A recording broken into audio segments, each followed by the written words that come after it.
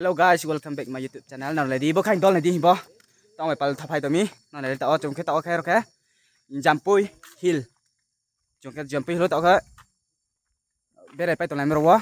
Nào lại đi guys. Rất to. Nhóc po. Bạn most tao làm gì hỉ? Thay làm gì hỉ? Tao trông rồi quá. Phải dễ bị tụi là phải mi nào guys. Nào lại bốc khanh đó. Mùng po. Ano. Ang mày pal cái phải dễ. Bé này tao phải mi. Cái vô jaga này đi can. Most tao làm gì hỉ? Jaga kami na ronai lady. Rất to. Jalan lady guys. Apa pun tong thama baru pa. Le guys na raw jatto. Ang sik na raw YouTube channel no page channel lady jatto anh ano nang khulai di na no to na kabao. Guys, ang sik na raw tre.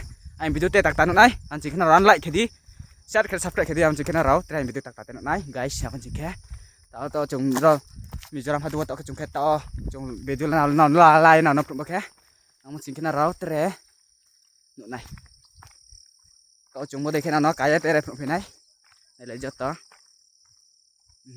thay ra cái cam gì apa durang cậu coba di sana apa kain dol bukan klok itu mi ang ai skos apa mai tạo thân này wah primos to gorong sih apa mi apa ini tahu thay ra cam sih cậu chúng phải tông rồi nào này đi guys apa kain dol ông chỉ cái nào này đi ở cả sana này lên đi guys thamos to gorom sih này lên đi guys tekan sih jaga kong thomro le pa mi ra dong ke ba chong ha chon kam sih nyo jaga mi jor ha du ba khe nyo này đi ra